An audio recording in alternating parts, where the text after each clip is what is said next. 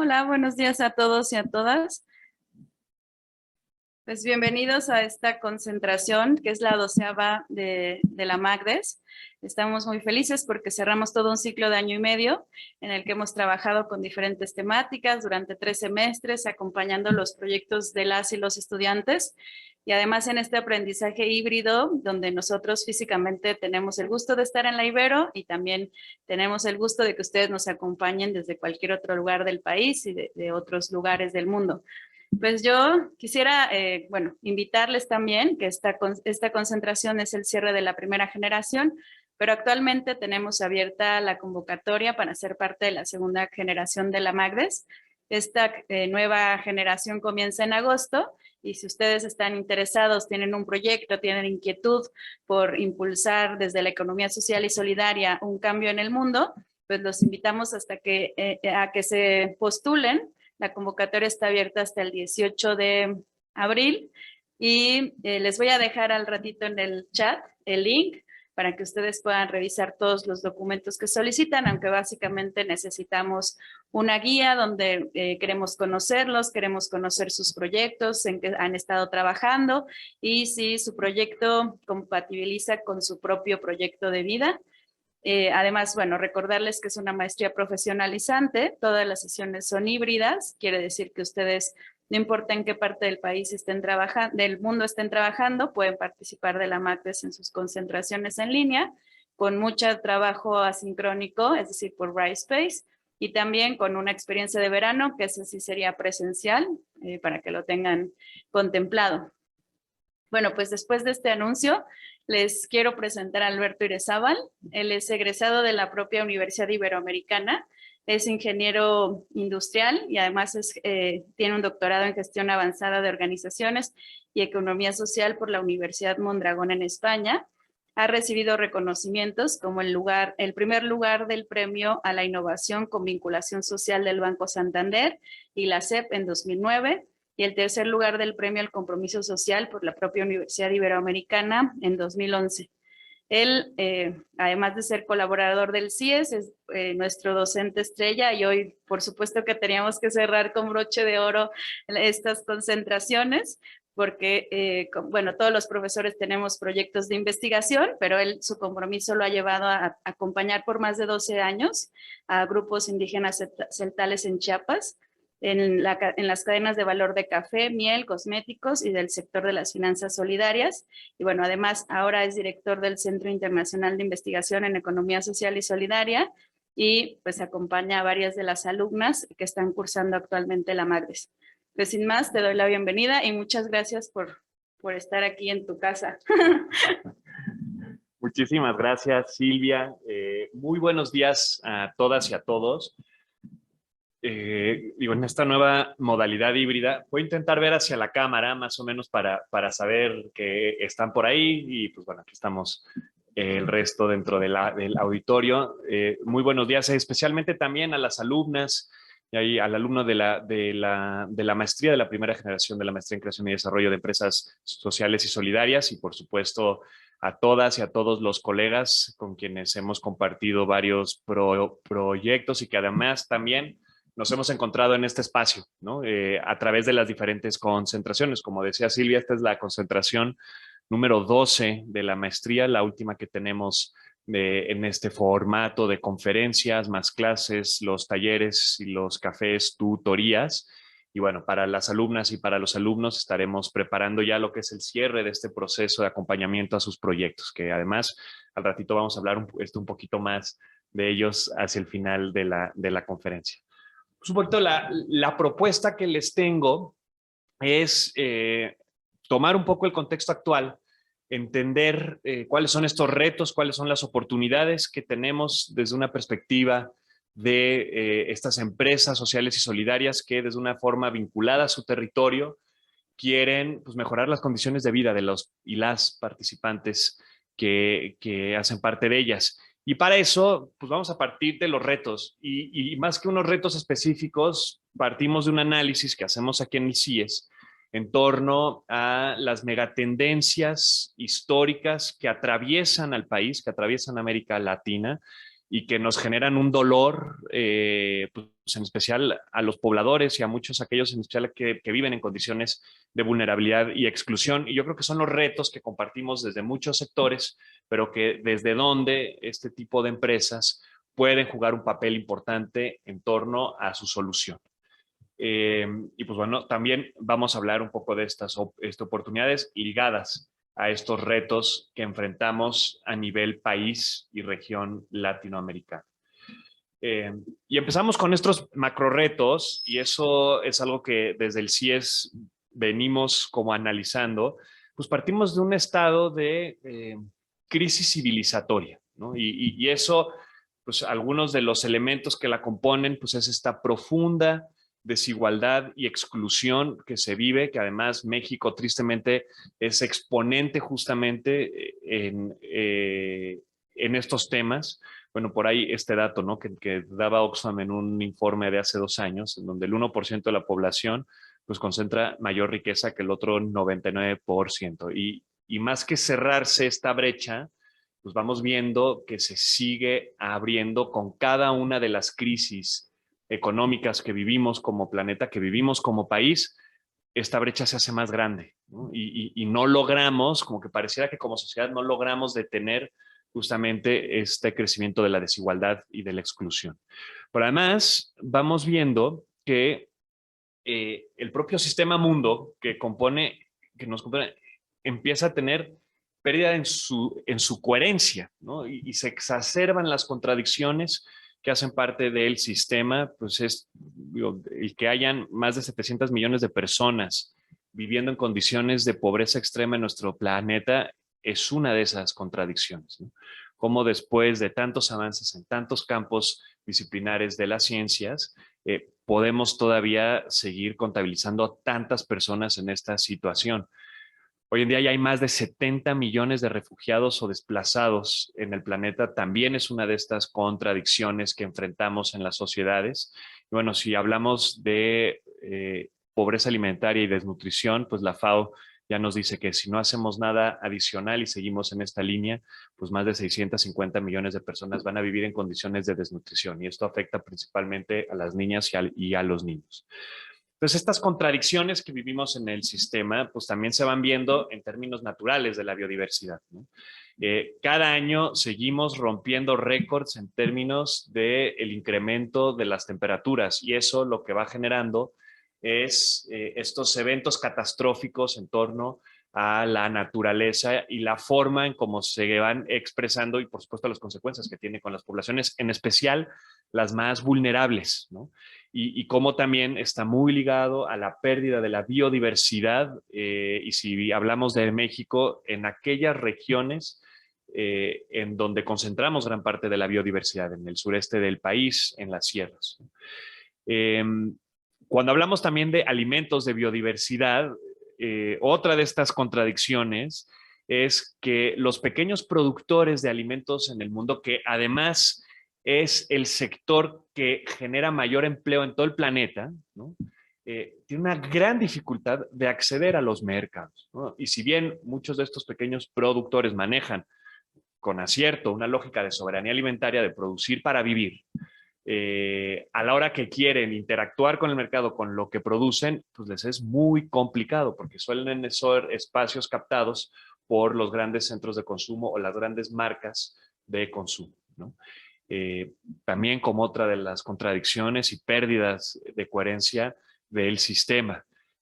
Otra de estas, y bueno, son muchas, yo aquí pongo algunas, pero vemos cómo se van endureciendo las fronteras físicas, ¿no? Y vamos viendo cómo es cada vez más difícil que seres humanos puedan caminar entre las fronteras de los países, pero en cambio el capital, los bienes comerciales de consumo, estos fluyen cada vez con mayor libertad. Yo creo que nunca en la vida han habido tantos tratados comerciales y financieros entre los países, pero grandes dificultades para que las personas transitemos, ¿no? Y eso habla mucho, pues, de estas contradicciones que tenemos en el sistema, justamente en términos de, pues, el capital y los bienes fluyen, pero las personas no podemos fluir con esa facilidad en el planeta, ¿no?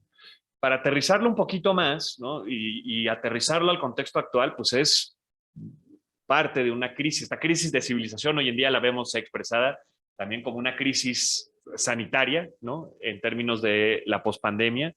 Es una crisis económica, ¿no? Y ya lo vamos viendo con los niveles, los macroindicadores nacionales, internacionales, pues de crecimiento, de inflación, de empleo, y también una crisis de derechos humanos, ¿no? Vamos viendo también como nuestro país, tristemente, y vamos a hablar un poquito más de esto en estas megatendencias de los retos que enfrentamos en el país, pues cómo es esta creciente violencia, ¿no? Como síntoma y expresión de la degradación del sistema, de esta crisis de civilización. Vamos viendo estas tendencias de hiperacumulación por un lado, pero de empobrecimiento. Esta brecha que les decía que con cada crisis pues se amplía y no logramos reducirla como sociedad, ¿no? Con cada crisis la calidad del empleo se pierde, se pauperiza, ¿no? Las condiciones, la política pública que suele seguir las poscrisis suelen reducir la calidad del empleo justamente para fomentarlo. Entonces, se recuperan los empleos al de 2, 3, 4 años en algunos casos, pero se recuperan con peores condiciones con las que tenían antes. Y si nos vamos para atrás a México, a la crisis del 94, luego a la del 2008, ahora la que vivimos, pues vamos viendo que los jóvenes van teniendo peores condiciones en términos de empleabilidad, ¿no? Además, vemos que también se nos acelera la digitalización del capitalismo, ¿no? Vamos viendo estas nuevas industrias, la industria 4.0, que si bien eficienta los procesos, pues lo hace a expensas de trabajos primarios que luego pues es más difícil que encuentren justamente este tipo de empleos. Y bueno, ya ni siquiera mencionamos el uso casi coercitivo y de control, de disciplinamiento social que vivimos hoy en día en términos digitales, ¿no?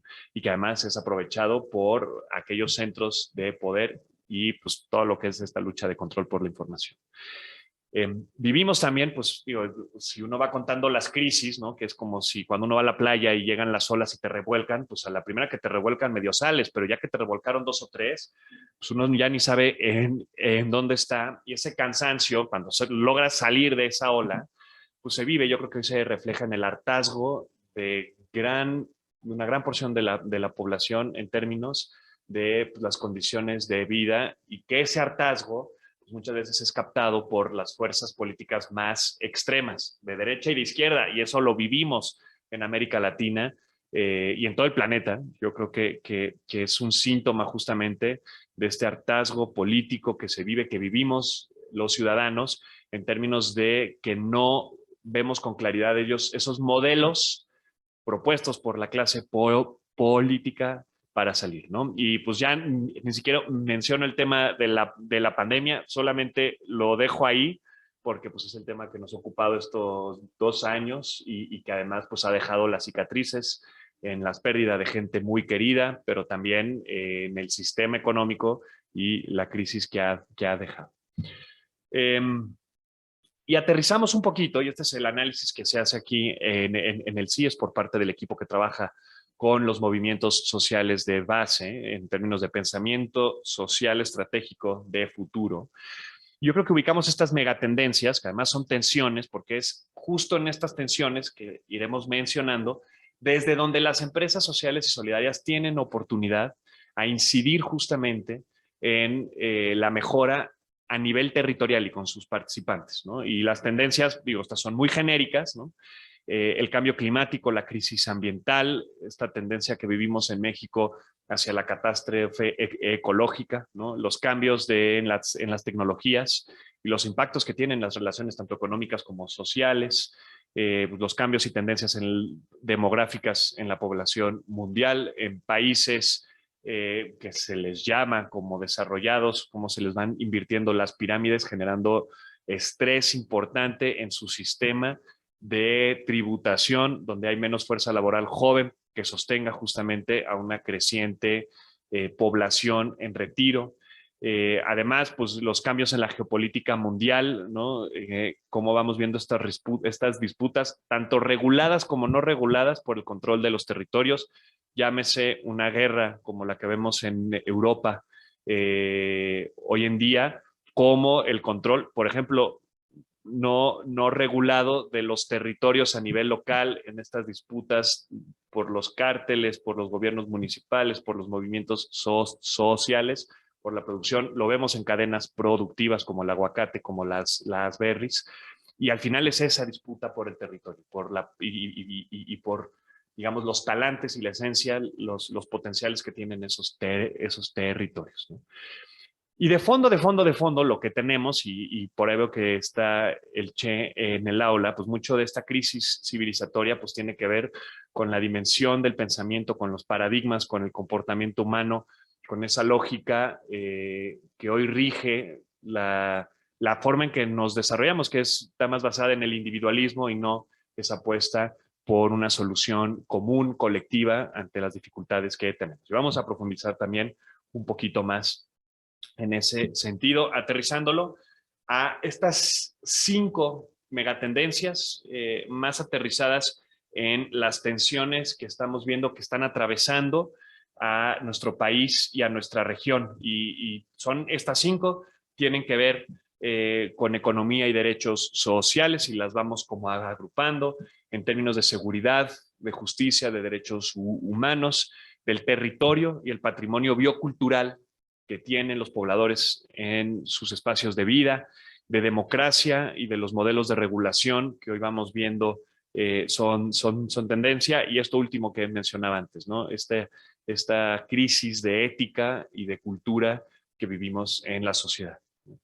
De forma rápida, cuando hablamos de territorio y patrimonio biocultural, pues ya decíamos, ¿no? Esta tendencia que vivimos en México hacia la catástrofe ecológica, pues México y muchos países centroamericanos, latinoamericanos, pues se ven más bien como proveedores de recursos para un modelo económico extractivo que tiene como su destino pues, los mercados de consumo del norte global, ¿no? Ya sea Europa, Asia, la parte del norte asiático o Estados Unidos y Canadá, ¿no?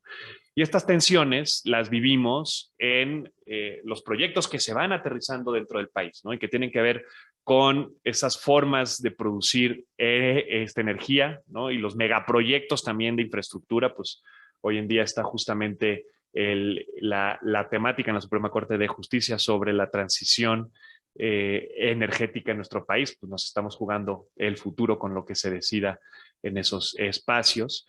Estamos viendo los proyectos nacionales como Dos Bocas, ¿no? Santa Lucía, como el Tren Maya, las tensiones que genera en cada uno de los territorios estos los proyectos, la construcción de carreteras, históricamente cuando uno va a Oaxaca y Chiapas, proyectos que se plantean sin la participación de las comunidades que viven en los territorios por donde se base ese trazo, ¿no? Pareciera que fueran proyectos ubicados para un estrato de la población más privilegiado y pues la dificultad para llegar a consensos porque no están incluidos dentro de estos proyectos a las comunidades, ¿no? Y digo, esto hablamos de trazados de carreteras, pero bueno, los grandes proyectos del gobierno actual como Dos Bocas, Santa Lucía y Tren Maya, pues también metidos en estos puntos de conflicto por la imposibilidad de llegar a acuerdos a nivel local, ¿no? Vemos también estas tensiones en esta lógica y sentido productivo muy ligado a la soberanía alimentaria a nivel de familia, de comunidades, de país, ¿no? En donde tenemos una tendencia importante impulsando todo el tema de monocultivo, pues qué más que viene yo creo que de una lógica antigua de los 70s, de los 80s de la Revolución Verde, que vemos que de forma puntual pues no ha generado a nivel de los y las productores una forma de proteger su patrimonio biocultural, ¿no? Sino más ligado a generar fuentes de ingreso de una forma muy simplista. Y por otro lado, pues las disputas de muchos de los movimientos, que hoy en día también hay sectores del gobierno que se han sumado a ellos, por la apuesta a evitar justamente este tipo de agroquímicos, de evitar los transgénicos, como una lógica más de producción en armonía con la naturaleza. Y que desde esas perspectivas ya hablaremos justamente luego de las oportunidades que se presentan. Además, cuando hablamos del territorio, pues tenemos que hablar de la pérdida de biodiversidad, tenemos que hablar del agua, ¿no? Pues digo, ha estado en las noticias estas últimas 2 semanas, las crisis del estrés hídrico que se vive en el norte del país, pues de forma muy puntual alrededor de todo lo que es la zona de Monterrey, en donde pues, lo que va saliendo en las noticias es, pues esto ya lo sabíamos hace 30 años, ¿no? Y seguimos con estos procesos de hiperurbanización y de no solución del acceso al agua. Ayer en un desayuno que compartía con Julia Carabias, ella decía que no es posible salir de la pobreza si no tenemos acceso a agua limpia, ¿no? Y pareciera que hay leyes en el país, en especial en el norte del país, que han sido diseñadas justamente para grandes espacios, grandes productores que necesitan de esa agua y no para el acceso de la población más vulnerable, ¿no? Entonces, bueno, son las tensiones que se viven desde esta lógica de defensa del territorio, ¿no? Y de patrimonio biocultural. Cuando hablamos de economía y derechos sociales, hay que hablar, por supuesto, de estas tensiones que se viven, pues en especial después cuando arranca esta época neoliberal a finales de los 80s, en donde cobran gran popularidad estos programas de transferencias condicionadas directas, pero que entran en tensión, ¿no? Que si bien resuelven en el corto plazo la situación de la pobreza extrema en algunos casos, ¿no? No logran consolidar modelos de desarrollo sostenible desde una perspectiva de autonomía y autogestión para las comunidades que hacen parte de sus territorios, ¿no? Y si bien es cierto, cuando uno va y camina por las comunidades, hay una aceptación importante de este tipo de programas. Pues hoy en día el programa número 1 es Sembrando Vida, que si bien tiene un espíritu y una esencia positivo, tiene muchas áreas de oportunidad, en especial, otra vez, en romper el riesgo, que es lo que ha sucedido en los últimos años, de captación política de estos programas, ¿no? En donde es mucho más fácil políticamente poder acceder a una población a través de entregar este tipo de recursos y no apostando justamente por estos modelos de desarrollo sostenible desde una perspectiva de autogestión y de autonomía de las personas que hacen parte de su territorio. Bueno, yo hago, perdón, un pequeño pausa aquí. Si hubieran dudas y preguntas, con mucho gusto pueden irlas colocando en el chat para que luego las revisemos. Entonces, por favor, y ya después, cuando acabemos la presentación, abrimos los micrófonos y entramos en un diálogo. Pero si alguien quisiera ir poniendo sus dudas y preguntas, les animo a que la vayan ya poniendo en el chat. Y desde ahí vamos, digamos que dialogando. Pero bueno, mientras tanto yo me sigo. Vemos también estas tensiones, ¿no? Del derecho universal a la salud, pero pues desde una perspectiva pues, más operativa, la falta de condiciones de acceso justamente a la atención universal en muchas de las comunidades, en especial, otra vez, yendo a las más vulnerables y excluidas, esta tensión entre el derecho a la alimentación y la pobreza alimentaria, ¿no? Que se vive luego mucho en estas regiones que además tienen todo el potencial para producir sus alimentos, pero están expensas de los grandes distribuidores y en especial de patrones de consumo nocivos. Pues la otra pandemia que vivimos en este país es la de la obesidad y peor aún, la de la obesidad infantil, ¿no? Cuando somos un país con un talante en términos de producción de alimentos saludables increíble pues uno se encuentra con estas pandemias que al final, y si lo vemos desde una perspectiva más técnico gubernamental de política pública, pues va a ser uno de los gastos más importantes que tengamos como país en el futuro si no logramos atorar o modificar estos patrones de consumo, que si bien han habido esfuerzos, pues siguen siendo insuficientes, ¿no? Pues el derecho al trabajo, eso ya lo mencionábamos antes, ¿no? Y estos, no sé si lo llamaría avances, yo lo ponía así, pero más bien cambios normativos, estas políticas públicas que ante el desempleo justamente diluyen muchos de los beneficios laborales para el fomento del reempleo después de estas crisis, de estas olas que nos revuelcan y que pareciera que para salir de ellas tenemos que salir en peores condiciones, ¿no? Vemos también que hay un sistema legislativo desactualizado cuando hablamos de economía, de tipos de empresas que no reconocen estas nuevas dinámicas empresariales y sociales. Y bueno, puntualmente cuando hablamos de economía social y solidaria, la legislación que tenemos es antigua y no se ha revisado, lo que ha llevado a muchos grupos de economía social y solidaria a repensar, a innovar, a tener que encontrar esa grieta en el sistema justamente para que puedan tener una estructura que responda a la realidad del objeto social que tienen, de la redistribución social que tienen en términos de la riqueza que generan, y aún así cumplir con los requerimientos que tenemos desde el gobierno, ¿no? Y por otro lado también, pues, estos nuevos modelos que emergen desde la perspectiva de economías alternativas, de economías circulares, de economías feministas, economías sociales y solidarias, que nacen muchas veces desde la base, pues parece ser que no entran en estas narrativas gubernamentales como si no fueran posibilidades auténticas, sino más bien se mantienen al margen como pequeñas llamas esperanzadoras, pero no logran hacer este escalamiento, sino más bien, digo, y hoy lo vemos en la realidad nacional, pues de hecho no suelen ser parte de una política real en términos de presupuesto de lo que se quiere. Y si bien se dice que se busca ser más solidario, pues en el presupuesto no lo vemos reflejado.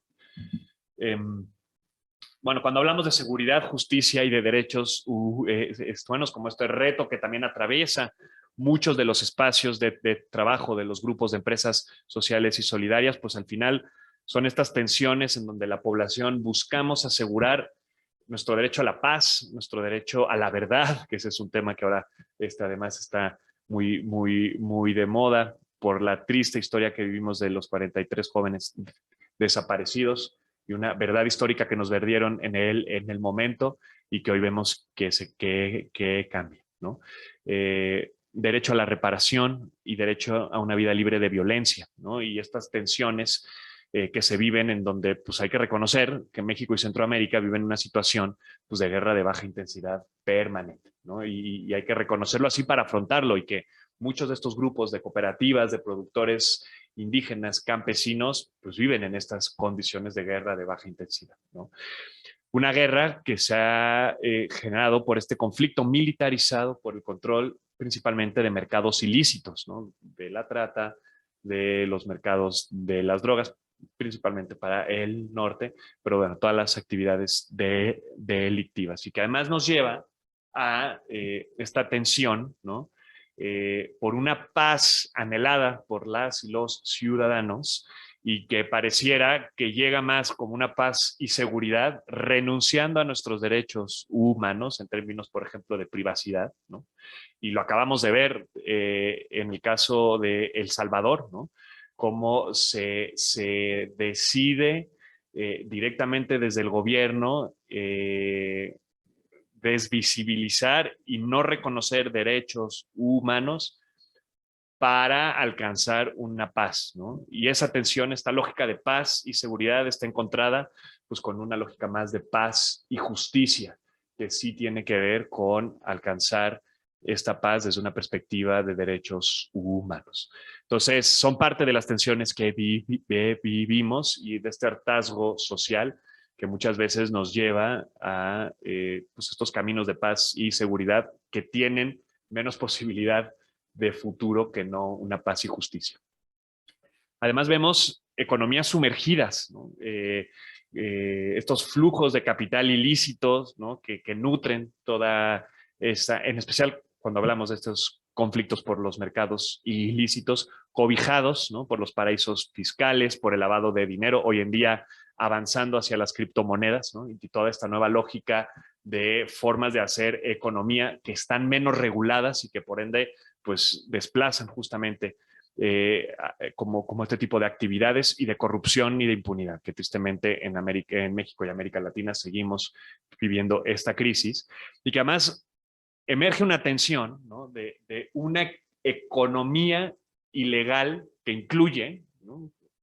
y que incluye a los jóvenes, que incluye a las familias que sin estar fiscalizadas tienen su actividad económica, digamos. Esta economía legal es más inclusiva que no la economía legal que tiene que darte la protección y el sustento en términos de cuidados de salud, en términos de protección para el retiro, pero que es más excluyente, ¿no? Justamente por las peores condiciones que se ofrece en términos de ingreso, ¿no? y que está en constante tensión. Y por último, pues cuando hablamos de derechos humanos, de seguridad, pues esta violencia en contra de las mujeres, el feminicidio, la trata, la violencia intrafamiliar, que además en esta época post-pandemia, pues ha llegado a niveles nunca antes vistos y pues que está basada en el sistema patriarcal que rige culturalmente todavía pues, a México y América Latina, ¿no? Y a muchas partes del planeta. La cuarta tensión, y ya nada más nos faltan dos, y yo sé que es una presentación que es un poco desesperanzadora, pero hay que plantear bien la situación de forma realista para que desde esta realidad podamos plantear justamente las alternativas, ¿no? La otra tensión que nos atraviesa, y digo que nos atraviesa porque cuando algo te atraviesa te duele, ¿no? Y es esta disputa por las condiciones democráticas en términos del sistema y los modelos de regulación, ¿no? Y que por un lado pareciera que se enfrenta, y lo vemos en varios gobiernos de América Latina, opciones cada vez más autoritarias, ¿no? Que contrastan y entran en tensión con opciones que deberían de ser de profundización democrática, ¿no? Y puntualmente en el gobierno actual, pues vemos con mucha preocupación la militarización de espacios civiles, ¿no? La historia en América Latina, cuando vemos estos procesos de militarización, no suelen acabar bien. Lo estamos viendo en el país, ¿no? Espacios como deberían de ser la gestión de infraestructura estratégica, ¿no? Que normalmente eran llevados pues por los civiles, como pueden ser los puertos, ahora el aeropuerto de Santa Lucía, este último gran proyecto, pues en manos de los militares, ¿no? Además, también vemos a nivel de nuestra sociedad esta polarización, ¿no? En términos de cuál es esta perspectiva que vemos para nuestra nación, ¿no? Es cada vez más difícil entrar en diálogo productivo, ¿no? En un diálogo que desde la perspectiva de conflicto evolucione a tensión creativa, y más bien lo que parece es que nos seguimos separando, ¿no? Entre chairos y fifís, ¿no? Y eso es son posturas de polarización que no ayudan justamente a encontrar salidas colectivas y comunes desde una perspectiva política, ¿no? También vemos que hay carencia de una agenda para la construcción de escenarios más democráticos y ahí es donde vemos necesario ese reconocimiento y legitimización de actores que vienen más desde la sociedad civil, ¿no? Desde la perspectiva académica, ¿no? De los órganos autónomos que se habían construido, que si bien en muchos casos no eran eficientes, pero que hacen parte de una estructura que tiene que balancear y equilibrar fuerzas, ¿no? Y que también vemos como una de las tensiones que actualmente se viven en el país. Otra vez, pues esto ya es histórico, este centralismo, ¿no? Que hoy en día vemos, no es nuevo, ¿no? Pero que entra en tensión con esta necesidad de revalorizar lo local como un espacio privilegiado para el cambio social. Yo creo que hay una errónea percepción que el cambio va a llegar de abajo hacia arriba y no más bien pensar que se tienen que generar más bien plataformas para que desde abajo se gestionen, se piensen, se sueñen y se articulen los cambios que se necesitan, ¿no? Y bueno, pues cuando hablamos de democracia tenemos que hablar también pues, de la violencia contra los periodistas, de la corrupción y los altos niveles de impunidad que se siguen manteniendo en el país y que pues merman profundamente, ¿no? Ya se ha dicho, México es uno de los países más peligrosos para ejercer el periodismo que se necesita justamente para un espíritu de mayor transparencia en términos de lo que se hace. Y por último, pues esto ha sido son varias de las tensiones y una de las más profundas tiene que ver con la tensión que nos atraviesa en términos de la ética y la cultura, ¿no? Ya que este proyecto cultural, ¿no? Es el pilar fundamental que sostiene al sistema que hoy nos rige, ¿no? Y vemos estas tensiones en donde pues la competencia sigue siendo el motor de las relaciones humanas y sociales, ¿no? Y parece que espacios de colaboración, de cooperación, propuestas de cooperación y de colaboración no son tan populares como las que están regidas en términos de competencia. Además, se van internalizando justamente estos valores y sentidos pues, como pautas de vida, ¿no? El individualismo, ya lo hablábamos al principio, y en especial las relaciones cotidianas de poder, sino son más bien relaciones de dominación en términos de género, en términos de generaciones, en términos de etnias, en términos de culturas, en términos de la naturaleza, ¿no? Y no logramos romper esta lógica de individualismo y dominación como algo que rige la sociedad de fondo, ¿no? Y que además este pilar que está tan metido dentro de la cultura, pues luego se ve reflejado en todas las acciones económicas y empresariales, ya en términos reales, ¿no? Y además tenemos el gran reto, ¿no?, de mirar la incertidumbre, que es algo que cada vez es más creciente con este proceso de globalización y de volatilidad en muchos de los sectores, pero mirar esta incertidumbre desde una postura inmediatista y de corto plazo, que es como se suelen resolver los problemas de forma generalizada, y no desde una visión de sistemas complejos que tenga una solución de más largo plazo. Y se entiende, es tan urgente el cambio que queremos verlo ya, pero el riesgo que tenemos de buscar estas transiciones cortas, y es lo que ya hemos visto a través de la historia, es que no tienen esa capacidad de durar como lo que pueden ser transformaciones profundas, ¿no?, que llevan más tiempo y que parece que no logramos articular esas políticas públicas, esos programas que tengan esa visión largoplacista, porque están muy ligados a atender justamente el cortoplacismo. Bueno, hasta aquí voy a llegar con la desesperanza, pero creo que era importante hacer este análisis, porque si no entendemos esto que nos atraviesa, esto que nos duele, como organizaciones sociales de base, como empresas sociales y solidarias, va a ser difícil encontrar las oportunidades que nos lleven a una verdadera transformación y no una transición, pues para los territorios en los que estamos y para los participantes que también justamente hacen parte de estas organizaciones. Y ahora un poquito vamos a transitar, ¿no? Y para empezar a transitar hacia esa lógica de construir esperanza, ¿no? Yo creo que también es algo que comentábamos en esta semana. Yo creo que para arrancar procesos hay dos preguntas fundamentales que nos tienen que interpelar. La primera es: ¿qué nos duele? Yo creo que eso es algo que tiene que ver con la parte emocional. Ahorita ya veíamos tres tendencias que nos atraviesan y que nos duelen de forma generalizada, pero que además tienen sus expresiones de forma local. Pero también es importante preguntar qué nos da esperanza, porque entendiendo lo que nos duele y aquello que nos da esperanza, se pueden articular propuestas reales de cambio en cada uno de los territorios en donde estamos, ¿no? Y estamos en un espacio de una maestría de creación y de desarrollo de empresas sociales y solidarias. Y para arrancar por ahí hay que entender un poquito más a qué nos referimos cuando hablamos de empresas sociales y solidarias, en especial como alternativas a muchas de estas tendencias que nos atraviesan, ¿no? Y las empresas sociales y solidarias las podemos definir como vehículos, ¿no? Son empresas, son vehículos alternativos de hacer economía, de producir, de distribuir, de consumir y de reinvertir. Todas actividades económicas y empresariales, pero lo queremos hacer de forma alternativa. ¿Y qué significa hacerlo de forma alternativa? Que claramente están puestas al servicio de las personas y de su buen vivir, ¿no?, de su bienestar. Cuando hablamos de buen vivir, hay que entender que es el bienestar desde su cosmovisión. Entonces hay muchos buenos vivires, ¿no?, que además en la vida comunitaria tienen su referente y están sustentadas por el principio de la reciprocidad.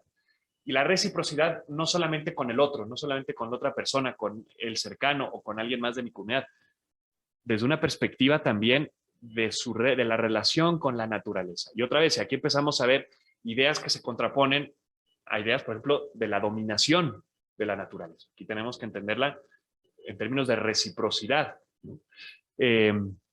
Además, buscan consolidar vínculos sociales armónicos y duraderos entre comunidades, ¿no?, entre espacios de vida, sin la explotación del trabajo ajeno, ¿no?, enfocadas siempre en construir este desarrollo alternativo o estas alternativas al desarrollo, que también es todo un debate que nos podemos echar acá, ¿no? Yo creo que como alternativas económico-productivas, ¿no?, este tipo de empresas tienen la posibilidad de actuar como vehículos de desarrollo socioeconómico territorial, ¿no?, para ser complementarios a las propuestas inclusive que vienen desde el gobierno, ¿no? Y conocemos muchos casos latinoamericanos que han apostado justamente por este modelo. No hace falta irse muy lejos, aquí a la Sierra Norte de Puebla con la experiencia del Atosepan, pero también nos podemos ir a Brasil con la experiencia del Banco Palmas, y como esas hay muchísimas experiencias que desde una perspectiva más de la autogestión buscan construir ese desarrollo socioeconómico territorial, ¿no? Y eso es porque nacen desde una dimensión colectiva. Vamos a hablar un poquito más de eso, ¿no? Y cuentan con un objetivo social arraigado a su territorio, a su cultura, desde donde se articulan con otras y con otros, buscando prácticas innovadoras que eviten su fracaso. Y que además eso va generando un conocimiento que se comparte. ¿Y por qué son alternativas? ¿No? Ya lo decía, parten desde lo local, parten principalmente como una respuesta organizada de base a partir o de bienes de propiedad común o de formas de organización colectiva, ¿no? Que otra vez, para nosotros es importante porque desde aquí se empieza a romper este paradigma individualista, sino más bien es cómo con el otro podemos solucionar nuestros problemas. No son empresas, persiguen la viabilidad económica, principalmente estando a su favor, ¿no? El que la persona está al centro. Las relaciones de las personas están al centro, por sobre el capital, ¿no? Y eso les da la ventaja de cumplir su objeto social, ¿no? Y estos dos elementos generan mayor facilidad para impactar en el bienestar de sus participantes, de sus pobladores, ¿no? Desde una propia cosmovisión o de buen vivir. Es decir, les da condiciones para defender su territorio. ¿Defenderlo de qué? ¿No? Y pues ya hablamos, estas 5 megatensiones que atraviesan justamente estos territorios más vulnerables y que organizándose desde una perspectiva empresarial, ganamos elementos para defendernos justamente de ello. Además, ¿no? Buscan la construcción de un espacio desde la perspectiva de la confianza basados en la cooperación hacia adentro. Son empresas que suelen tener estructuras de gobernanza democráticas, ¿no?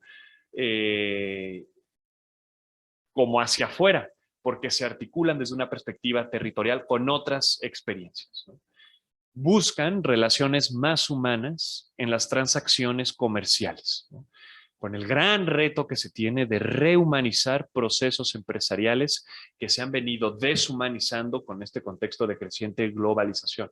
Bueno, en la teoría, en la literatura científica, uno va estudiando estos modelos, por ejemplo, cuando hablamos de cadenas de valor globales que aplican en varias industrias, en varios sectores estratégicos, y pareciera que todo se ubica en cómo eficientamos procesos y eslabones de la cadena de valor.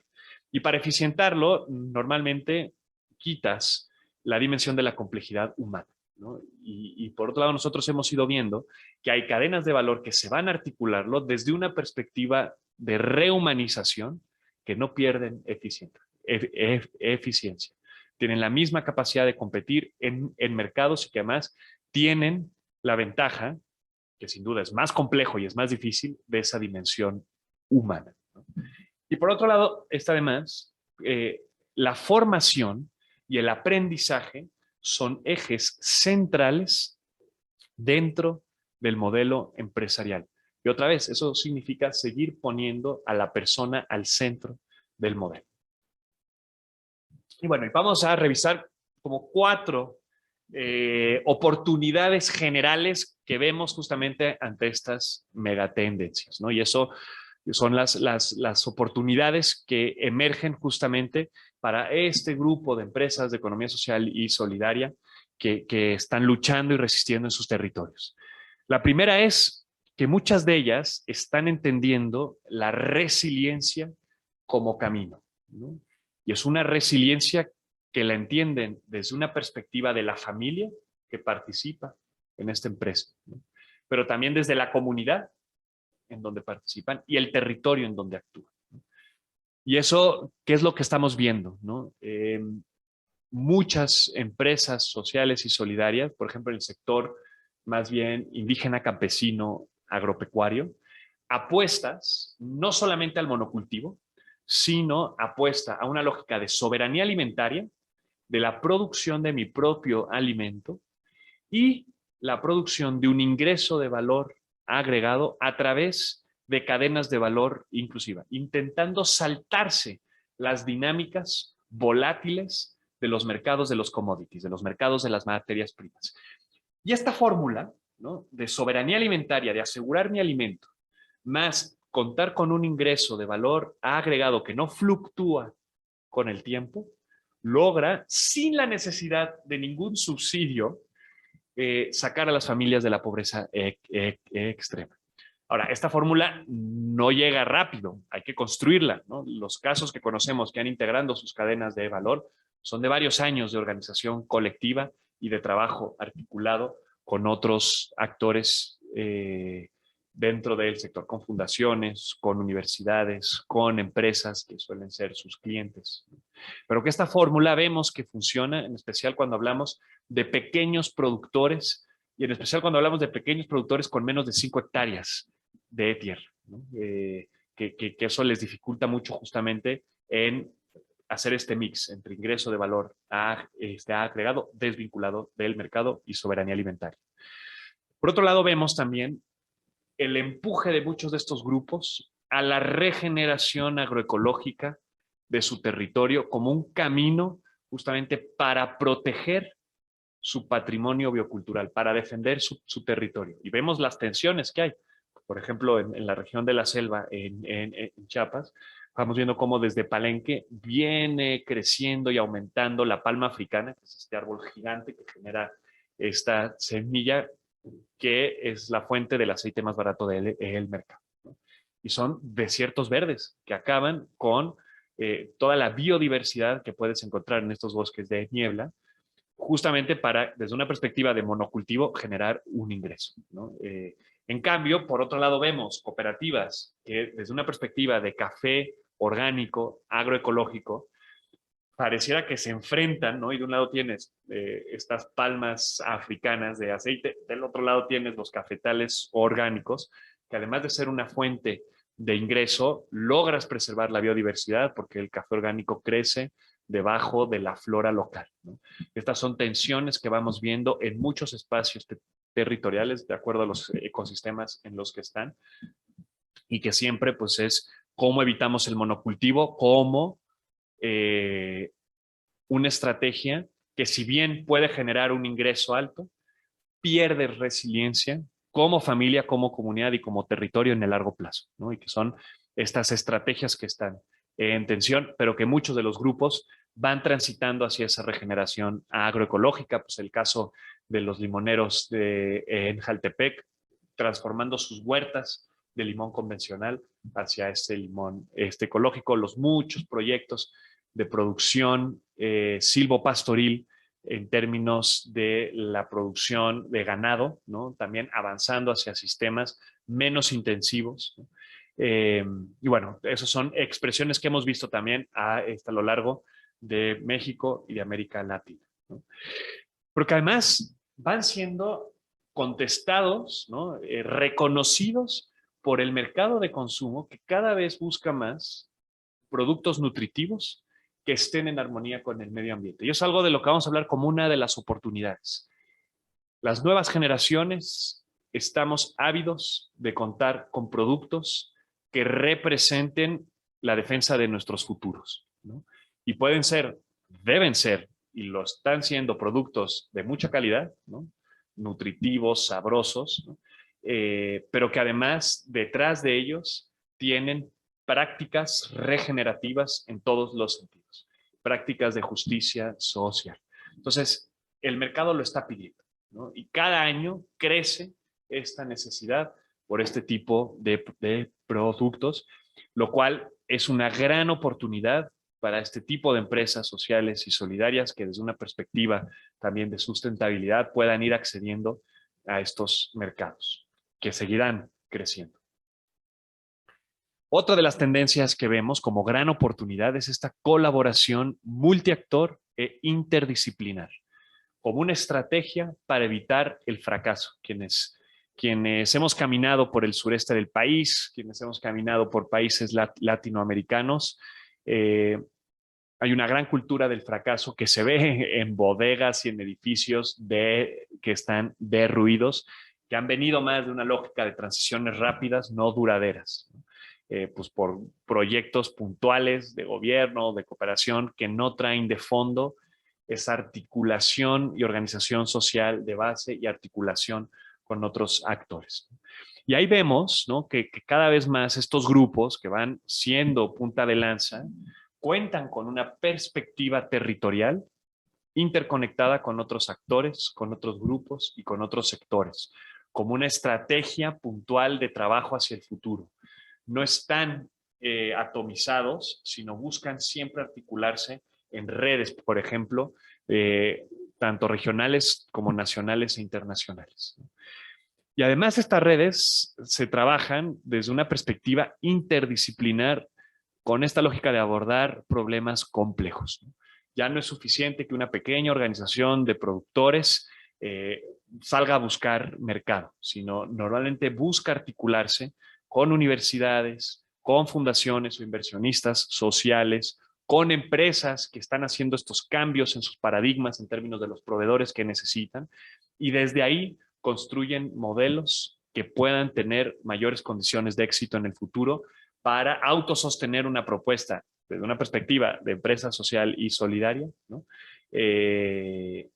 Autofinanciada justamente por estos círculos virtuosos de colaboración multiactor e interdisciplinar, que además lo que genera es la creación y gestión de un propio conocimiento, ¿no?, que es un conocimiento práctico que se pone al servicio rápidamente del proceso. No hay un conocimiento que se gestiona en una torre, en una universidad, y que cuesta que llegue a las y los pobladores, ¿no? Y además esto claramente va siendo entendido por muchas fuentes de financiamiento, ¿no?, de financiadores, en donde la tendencia va siendo el financiar proyectos o consorcios de proyectos interdisciplinares en términos de co-creación de proyectos. Y va siendo una tendencia para todos, para inversionistas, para fundaciones, ¿no? Ya no solamente es ir directo con un grupo, sino buscar a un grupo de grupos, ¿no? Y eso va siendo una tendencia que también hemos ido viendo en los últimos años y que representa una oportunidad para seguir creciendo en esta articulación entre empresas, entre comunidades y entre financiadoras y financiadores, ¿no?, que tiene que ver con esta otra gran oportunidad en términos de los nuevos esquemas de financiamiento que estamos viendo, ¿no? Desde la perspectiva de las fuentes de financiamiento, se está dando un relevo generacional en los grandes sectores financieros, en los grandes sectores empresariales, con un nuevo talento, normalmente joven, que es mucho más sensible a estas megatendencias que atraviesan a las sociedades. Y si bien hoy en día, bueno, ya lo voy a comentar, me salto eso porque justamente vemos que estos nuevos liderazgos jóvenes están incrementando las fuentes de financiamiento orientadas a empresas sociales y solidarias que tienen y que viven un objetivo social ligado a temas de sustentabilidad, de justicia social, pero que se están encontrando en el camino grandes dificultades para llegar a estos proyectos, en especial de propiedad social, que están trabajando en territorios específicos. Y eso lo que hemos visto, por ejemplo, son pues grandes fondos de inversión que, si bien si uno voltea a ver a los grandes fondos de inversión del planeta, todos se jactan de su estrategia de sustentabilidad y de justicia social, pero lo hacen a través de marcos, como pueden ser los famosos ESGs, ¿no?, para los fondos de inversión, que tienen muchos límites para realmente conectar ese capital con los proyectos que están en las fronteras de la sociedad, en las trincheras, proponiendo alternativas. Y ahí tenemos una gran oportunidad, porque no está llegando esas fuentes de financiamiento, no contamos todavía con los vehículos para hacerlo, pero tenemos, por un lado, muchos proyectos con necesidad de capitalización, y por otro lado, tenemos muchos fondos de inversión, family offices, empresas que tienen un profundo deseo para llegar a este tipo de grupos. Porque además vemos que la filantropía tiene límites fiscales inclusive, ¿no? Regulados en todo el mundo. Dependiendo del país, hay un porcentaje que esa empresa o esa familia o tú como persona puedes dedicar a este tipo de causas. Pues para este año, las personas físicas en el país estamos topadas con lo que podemos contribuir de nuestros ingresos a este tipo de proyectos, ¿no? Pero además vamos viendo cada vez más restricciones y lo estamos viendo, por ejemplo, en México, y lo que yo voy a llamar una persecución casi hacia las asociaciones civiles y la dificultad que se ha dado en términos de conectar esas fuentes de financiamiento con los proyectos, ¿no? Pero por otro lado, vamos viendo que desde la perspectiva del capital, pues no hay límites, ¿no? Y más bien lo que se necesita es que esa lógica del capital, con la que el capital siempre se ha movido, a ver, y si lo vemos desde la perspectiva de hace más de 200 años y la locura por el oro en el oeste de Estados Unidos, pues hoy pasa con estas grandes, no son grandes, con estas startups, con estas empresas en donde lo que necesitan es llegar a ser unicornios de $1 billón, ¿no? Y parece que es como este nuevo gold rush, que ahora no me sé la palabra en español, pero esta nueva locura por el oro, ¿no? Es como inversionistas llegar antes, aunque no haga ningún sentido, pero tengo que llegar antes para ver si capitalizo esa empresa y cubro mis rendimientos como fondo, ¿no? Es una lógica que pareciera que no tiene límites. ¿Cómo esa perspectiva, desde una lógica del capital, puede contar con los vehículos, puede contar con la dimensión ética cultural para enfocarse a estas mega tendencias, mega problemas que tenemos? Van habiendo casos. Justo estuvo por aquí Felipe Witschger hace unas concentraciones y nos explicaba las tendencias en Estados Unidos de muchos fondos de inversión y family offices, como son las monjas que desde su perspectiva patrimonial están siendo muy valientes en términos de cómo transforman inversiones que tenían desde una perspectiva ESG, ¿no? de sustentabilidad, ¿no?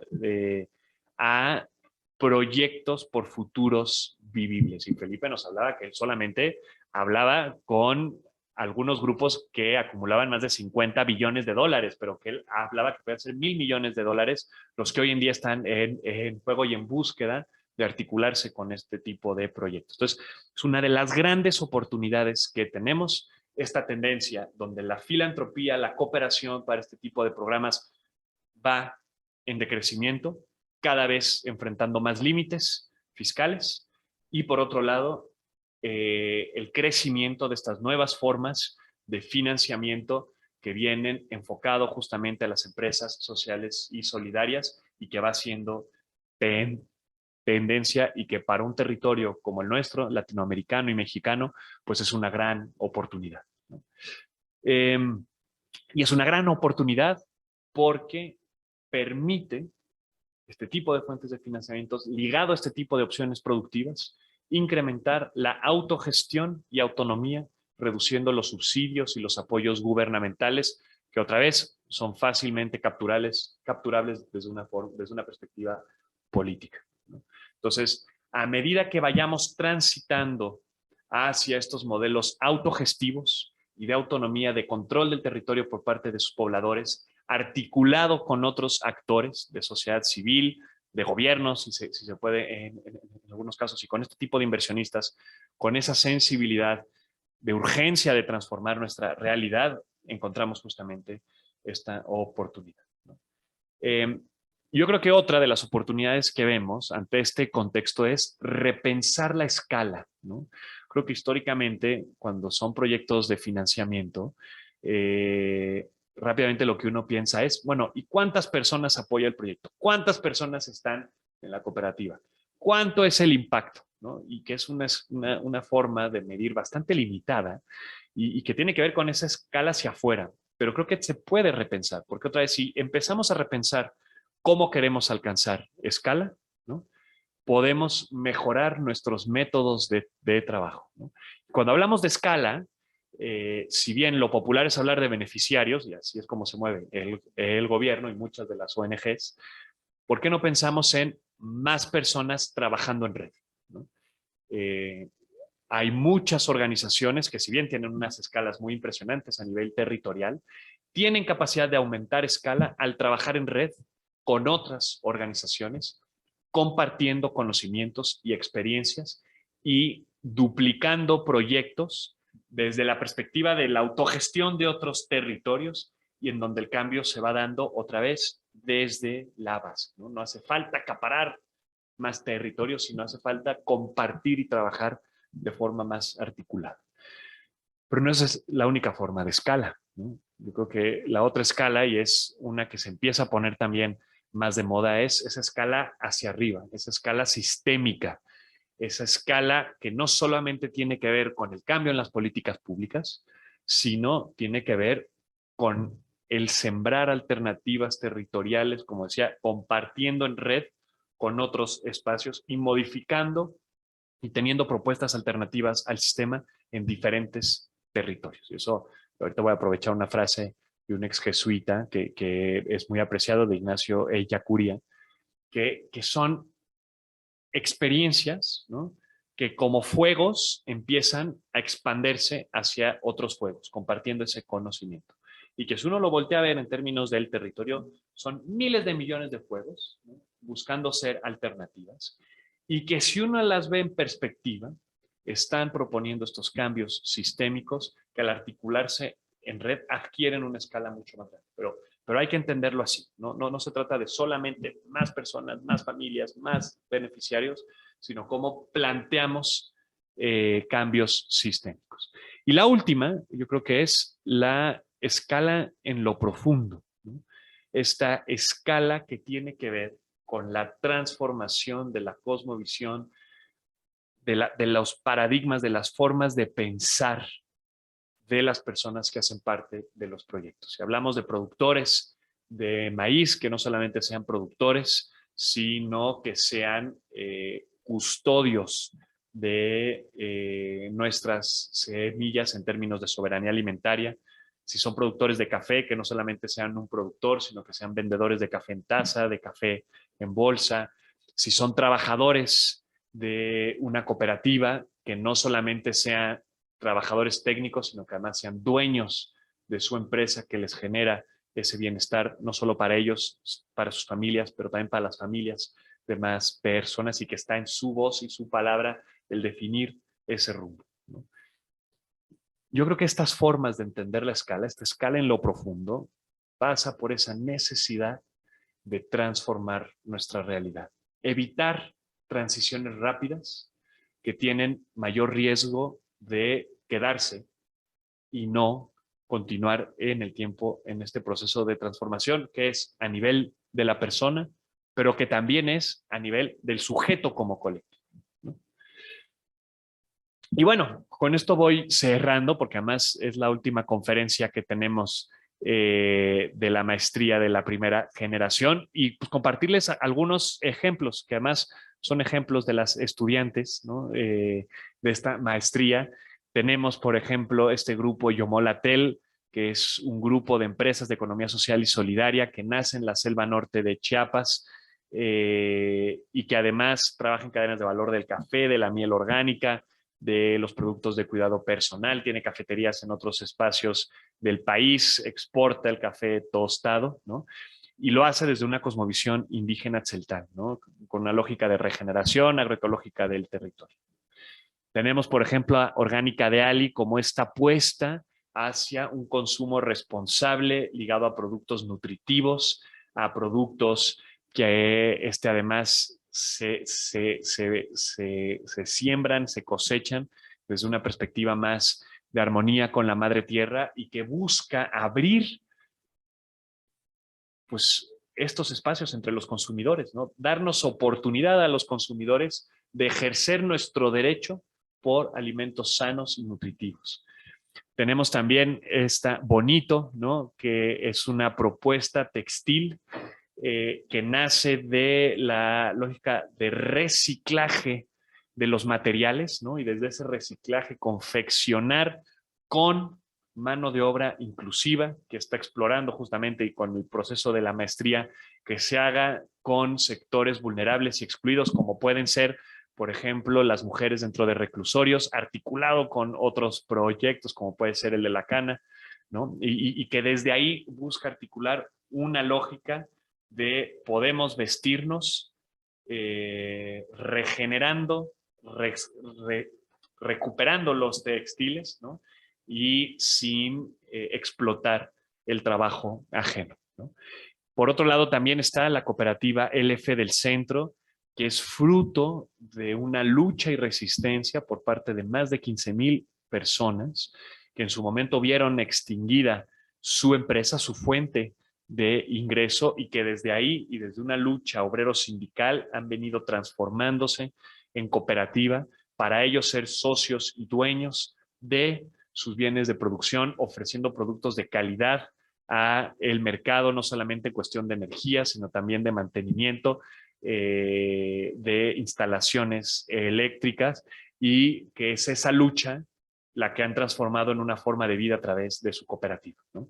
Y otra, por ejemplo, que es Chapus, que también es el emprendimiento de una de nuestras alumnas, en donde busca ofrecer al mercado un superalimento de alto nivel proteínico, pero que también es sabroso, y articularlo de forma accesible para sus consumidores, pero también de forma justa con las y los recolectores de este insecto en la zona de Puebla. Entonces, como estos ejemplos, en el país tenemos muchísimos que están haciendo la diferencia en diferentes regiones, que están luchando de diferentes formas a estas mega tendencias que se presentan como retos para toda la sociedad, y que desde una perspectiva empresarial están haciendo el cambio.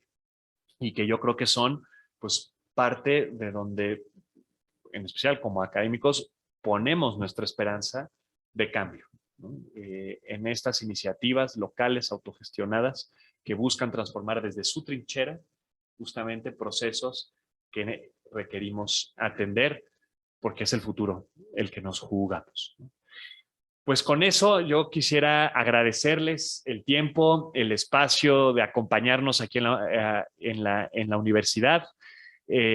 Para quienes están también de forma remota, saludarles, y bueno, pues podemos dar espacio para alguna pregunta, para algún comentario, que con mucho gusto vamos a poder ir aquí ahorita como abriendo el diálogo. Hola, buen día a todos y a todas. Voy aquí a leer las preguntas que nos han ido dejando en el chat, para que Beto nos pueda... Sí, bueno, primero Diana nos pregunta directamente, ¿cómo convertirías una empresa ordinaria en una empresa solidaria? Okay. Y que, bueno, yo agregándole, es algo que de aquí desde el 100 nos va resonando, ¿no? Inclusive tuvimos hace poco una reunión con un fondo de inversión que inclusive tiene un proyecto para ir convirtiendo empresas convencionales en empresas sociales, ¿no? Es algo que va resonando. Y bueno, y también José Ramírez, de la Ibero Torreón, nos dice que ahí iniciaron un piloto para organizar una cooperativa de consumo a partir de un colectivo de ahorro y compras. Entonces pudiera ser inclusive también como un ejemplo, ¿no? Cómo desde organizaciones, instituciones de corte más tradicional, pues van permeando estos modelos de economía social solidaria. No sé, Beto, ahí si quieres como una primera ronda para que nos puedas comentar. Bien. Sí, no sé si me escuchan, porque creo que perdimos el video, pero bueno.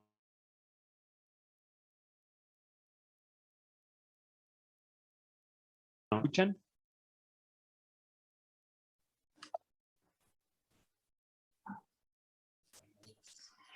No. A ver. Creo que ahora sí. Perfecto, se escucha. Listo, pues muchas gracias. Vamos a continuar en lo que recuperamos el video. Aquí seguimos. Bueno, de lo primero, ¿no? ¿Cómo se transforma una empresa privada de nuestra experiencia? Yo he conocido empresas privadas mucho más sociales y solidarias que otras cooperativas, por ejemplo, ¿no? Entonces, yo creo que el gran objetivo, y digo, es una transición grande, pero yo creo que tiene que ver con dos cosas. El primero, con cómo definimos el objeto social de nuestra propia empresa, en donde muchas veces si definimos el que tenemos que hacer empresa para mejorar algunas condiciones o territoriales o de vida, eso nos va a ayudar luego a alinear todos los procesos más ligados a la propia operación, el cómo hacemos la mercadotecnia, cómo tomamos nuestras decisiones laborales.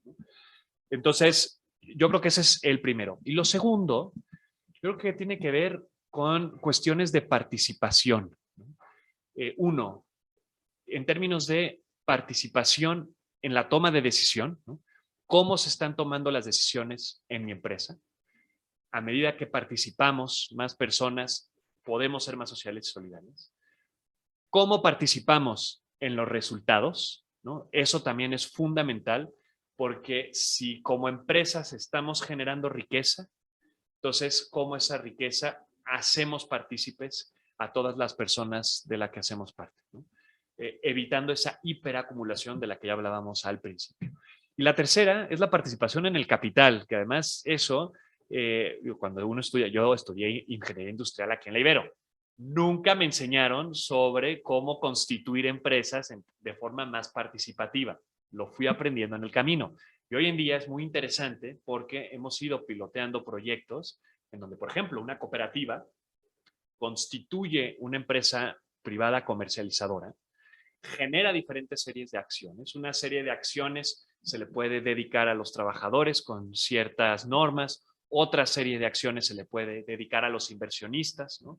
Con cierto nivel de voz y voto en el consejo, pero a lo mejor desde una perspectiva más fácil para retribuir esa inversión que ponen, con otra serie de acciones ligadas a asociaciones civiles en el territorio para asegurar, custodiar ese objeto social. Entonces, yo creo que son esas tres cuestiones, ¿no? La participación en los resultados, la participación en la toma de decisión y la participación en el capital lo que define, ¿no? Y cada empresa puede definir su camino, ¿no? A lo mejor en alguna de ellas, por ejemplo, si es una empresa familiar, en términos del capital, será más complicado porque pues, hay una propia dinámica familiar que lo rige, pero a lo mejor pueden haber formas de participación en los resultados o en la toma de decisión, ¿no? Y, por supuesto, siempre yendo a la esencia, yendo al objeto, yendo a cuál es el objetivo que tenemos como empresa.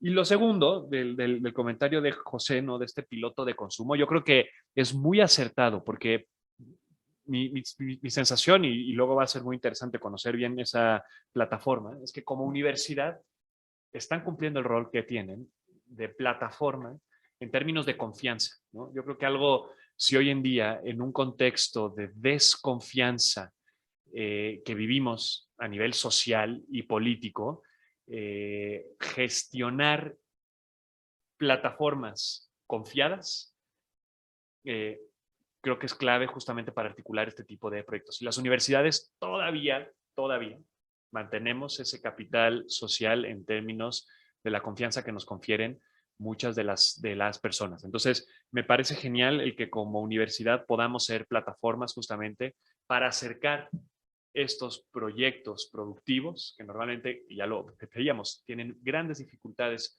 en acceder justamente a los mercados y a consumidores que estamos ávidos, ¿no? Aquí en la Ibero de Ciudad de México también tenemos una feria Manos Abiertas que cada año, digamos, nos ayuda a conectarnos con productores, productoras de diferentes espacios del país como consumidores. Gracias, Beto.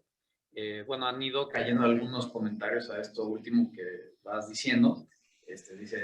Dice Liliana Moreda que sí, que por eso es importante trabajar en la formación de cooperativistas más que cooperativas, ¿no? Y hay una pregunta de Miguel Ángel Toriz que dice: muy buenos días, estupenda conferencia. ¿Cómo se integra la conciencia ambiental a las empresas solidarias? ¿Se buscan grupos que ya tienen esa conciencia o se trabaja de manera simultánea en el desarrollo de este conocimiento conforme se avanza en el modelo de negocio? Sí, Miguel Ángel, yo creo que la cuestión en términos del medio ambiente, de la sustentabilidad, es algo que no solamente compete a este tipo de empresas y proyectos, nos compete a todas y a todos. Cuando hablamos de este tipo de empresas, si suelen ser de origen indígena, campesino, rural, es mucho más natural el integrar esta perspectiva en las vidas de las personas que participan dentro de este tipo de proyectos, ¿no? Cuando uno vive en el campo, la interdependencia con el medio ambiente es mucho más grande que para aquellas personas que viven en las ciudades. Entonces, yo creo que más bien es recuperar los propios conocimientos que tienen las personas justamente del propio contexto para que se vuelva parte de la reflexión empresarial que se está haciendo.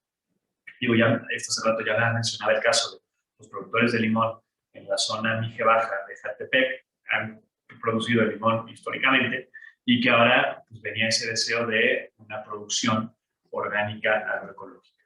Cuando estamos desde una perspectiva urbana, yo creo que ahí está el gran reto, porque somos menos sensibles a la crisis de cambio climático dependiendo de la región en la que estemos. Hay, por ejemplo, zonas aquí en la Ciudad de México en donde el acceso al agua es muy limitado. Entonces, si nace o se está trabajando la cooperativa en una zona de estas periurbanas sin acceso al agua, a lo mejor va a haber más esa sensibilidad justamente por la escasez.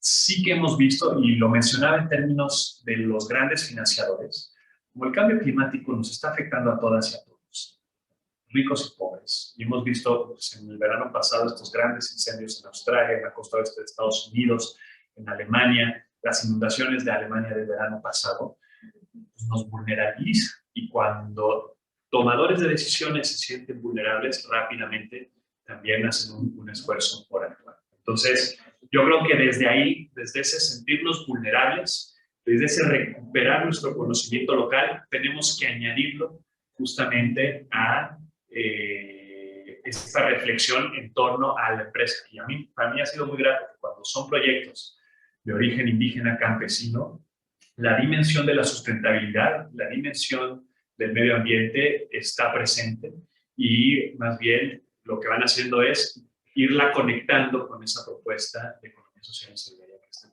haciendo.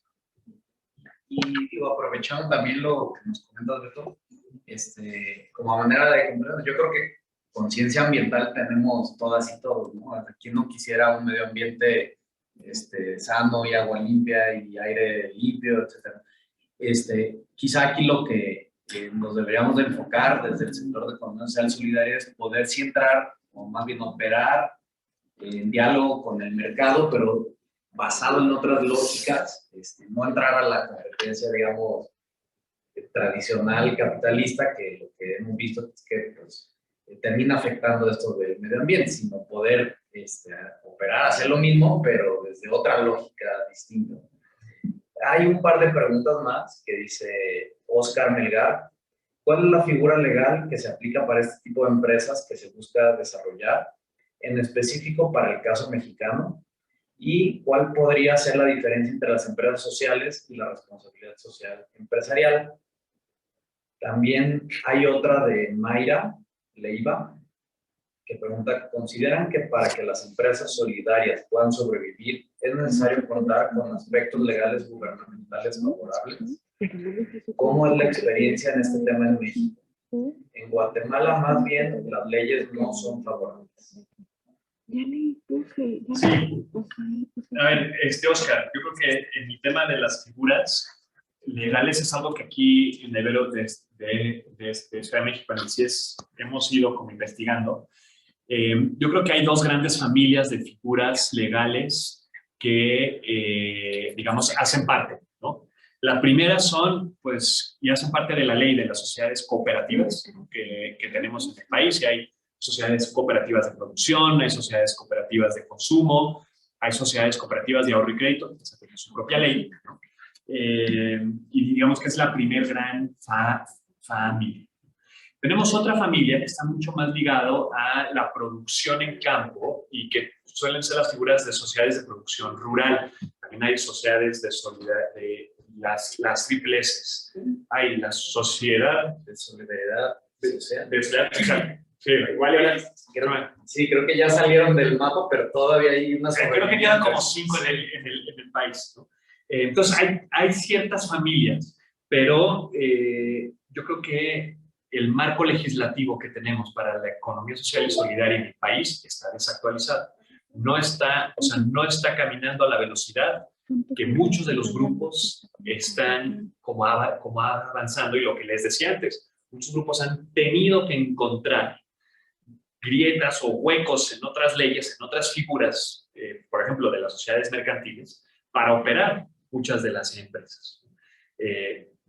No es difícil encontrar, porque así lo han hecho, por ejemplo, grupos cooperativos que constituyen, por ejemplo, una SAPI, una sociedad anónima promotora de inversión, que es esta sociedad tan famosa, pensada para pequeñas empresas que luego van a adquirir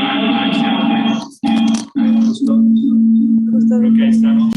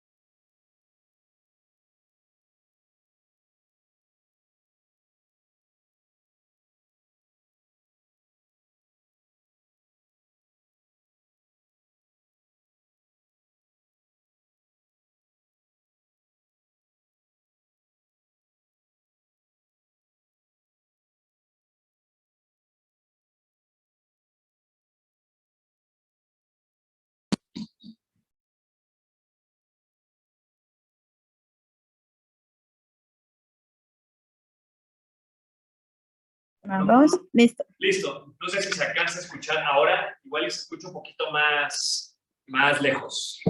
Ya, listo. Bueno, vamos a cerrar la conferencia desde un celular. es parte de las maravillas de la tecnología. Y si quieren, hacemos una ronda de preguntas. Creo que tuvimos suerte de acabar bien la conferencia con la tecnología y hacemos el cierre por acá. Oscar, sobre la pregunta en términos de si es lo mismo una empresa social y solidaria que la responsabilidad social empresarial, yo creo que no. La responsabilidad social empresarial está más ligada a prácticas de empresas tradicionales que buscan avanzar hacia procesos más sociales y de sustentabilidad. Es una, creo que de las 2 o 3 certificaciones que tenemos en el país, esta la da el CEMEFI. Además, el CEMEFI ahorita está en un proceso de reflexión para repensar justamente el cómo se integra esta lógica de empresas sociales y solidarias dentro de esto. Es, yo creo que el sello más antiguo que tenemos en el país. Hay otros sellos, como por ejemplo el de Sistema D. Pero no es igual. Digamos, uno está más ligado a grandes empresas, y las empresas sociales y solidarias, como ya lo veía, pueden ser grandes como pequeñas, ¿no? Pero muy ligadas a esta lógica de participación en estas 3 dimensiones, como mucha claridad en el objeto social que tiene. Y bueno, Mayra, desde Guatemala yo creo que compartimos dificultad, ¿no? Ya lo decía, el marco legislativo que tenemos actual en México es muy limitado. Por eso mismo se han venido los grupos de economía social y solidaria adaptando a las leyes que se tienen para poder cumplir con su objeto social. Si bien en México, por ejemplo, este grupo de sociedades de producción rural sí que tienen un apoyo fiscal importante, por ejemplo, si están consolidadas y si cumplen con su objeto social, el SAT, la Secretaría de Hacienda mexicana, les exenta el impuesto sobre la renta por una cantidad por socio. No sé si son 300,000 pesos por socio, más o menos, y está topado porque no sé si 2 o 4 millones de pesos al año, ¿no? Sí.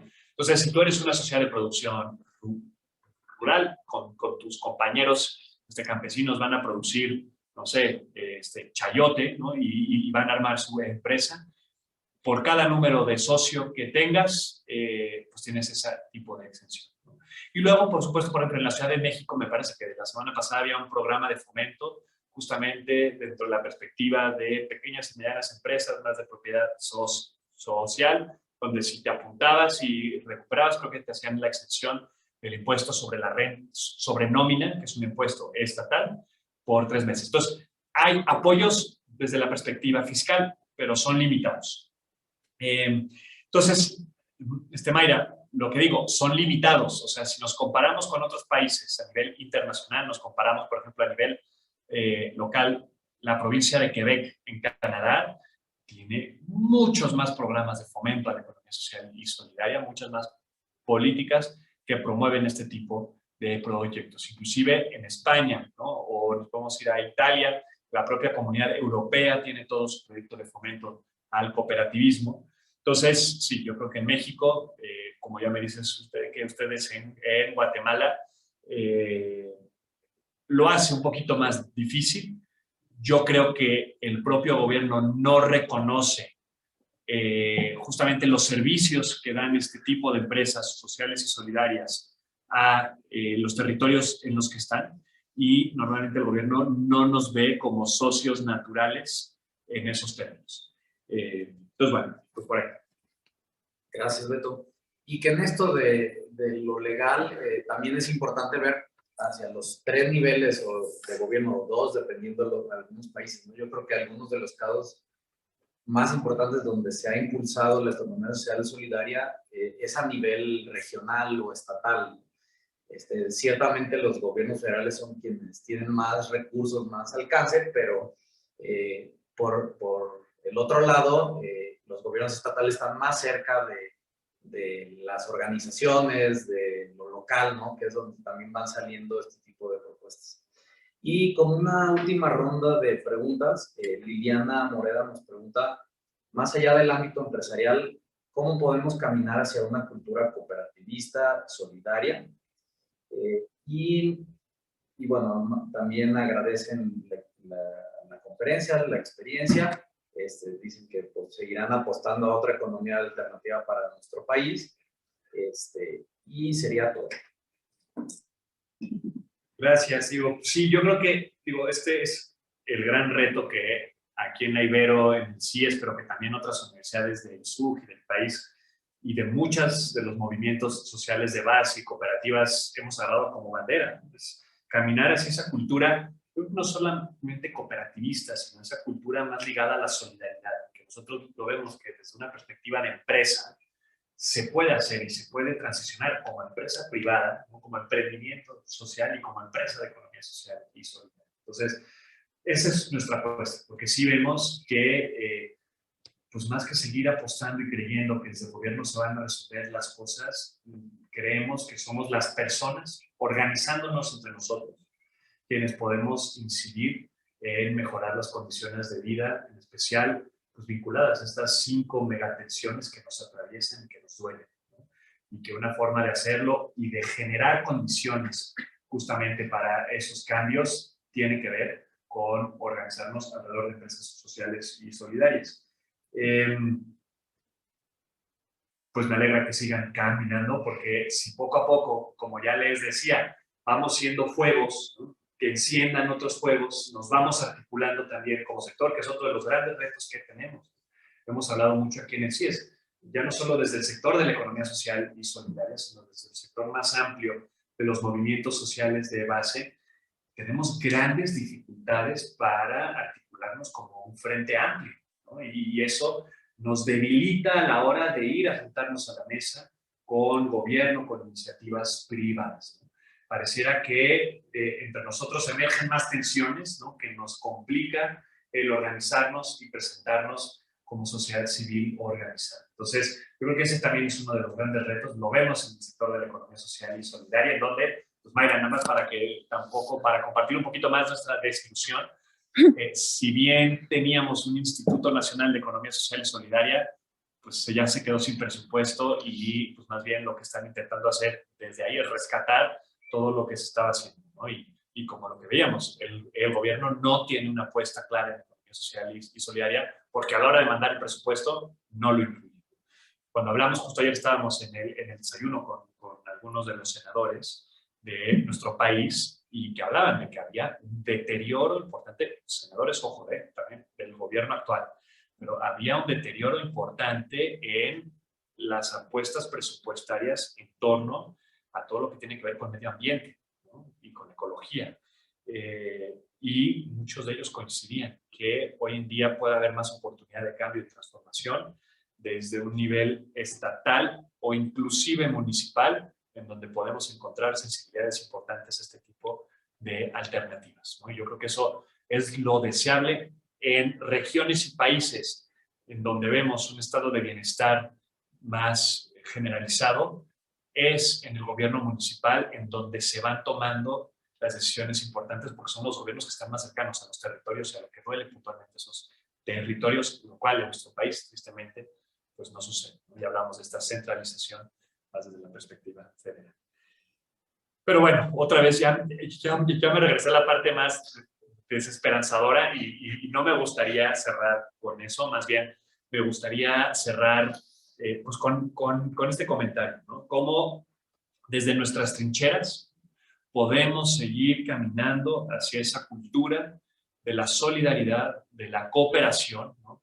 Donde las soluciones para aquellos problemas que nos aquejan pasan por articularnos con el otro, ojo, con el otro que es diferente a mí, que es diverso a mí, ¿no? Y desde ahí poder construir las soluciones. Yo creo que ahí está el primer gran paso que tenemos que dar. Pues gracias a todas y a todos quienes nos acompañan desde la distancia, en especial a las alumnas y a los alumnos que ahora nos vamos a seguir con un taller para sistematizar las experiencias que han tenido. Y bueno, lo que decía Silvia al principio de la conferencia, invitarles a conocer más sobre la maestría en creación y desarrollo de empresas sociales solidarias aquí en Ibero de Ciudad de México. La convocatoria sigue abierta hasta el 18 de abril. La información pueden encontrarla en la página de posgrados de la Ibero, pueden encontrarla también en la página del CIES, que es ciiess.ibero.mx, CIES, ahí pueden encontrar también la información del programa. Y bueno, seguramente nos volveremos a encontrar en el semestre de otoño, volveremos a activar estos espacios de conferencias magistrales abiertas para todo el público. Y bueno, con eso darles las gracias y desearles un muy bonito jueves. Hasta luego. Pues gracias a ti también, Beto. Ya también Silvia al inicio nos decía, estamos cerrando con broche de oro este ciclo de conferencias de la MACDES, de la Maestría en Creación y Desarrollo en Redes Sociales, que tenemos de aquí desde el CIES. Y pues buenísimo, siempre un gusto escucharte y agradecerles también a quienes se conectaron, a quienes están aquí en persona y nos seguiremos viendo. Gracias, Diego. Gracias. Hasta luego. Hola, Perla. Hola.